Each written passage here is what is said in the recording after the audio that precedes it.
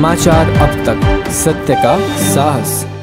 श्री दत्तगुरु जयंती उत्सव निमित्त नागपुरातील पांढरबोडी परिसरात श्री हनुमान मंदिरात हा उत्सव साजरा करण्यात आला। हनुमान मंदिराला जवळपास 50 वर्षे पूर्ण झालेले असून परिसरातील नागरिकांनी एकत्र येऊन या उत्सवात सहभाग घेतला। गेल्या 15 वर्षांपासून हा उत्सव साजरा करण्यात येतोय। सर्वात मोठ्या प्रमाणामध्ये हा कार्यक्रम घेण्यात येतो। जवळपास 2500 ते 3000 लोकांचा महाप्रसादाचा कार्यक्रम येथे संपन्न होतो। पूर्ण वस्तीत दत्त साहेबांची प्रभात फेरी दिंडी काढण्यात येते। याविषयी अधिक माहिती जाणून घेऊयात समितीचे आयोजक अशोक पेशणे यांच्याकडून। माझं नाव अशोक पेशणे, मी समितीचा आयोजक आहे। आमच्या सोबत माझे बबनरावजी बिंबलवार आहेत, कुंदनलालजी बहोरी आहेत, ठाकूर आहेत, प्रल्हाद चौधरी आहे, राजूजी ढोले आहेत। हे आमचे सगळे ग्रुप आहे। त्या ग्रुपमधून आम्ही सगळं मिळून हा काम करत असतो। श्री दत्तगुरु जयंतीनिमित्त हा कार्यक्रम आम्ही साजरा करत असतो।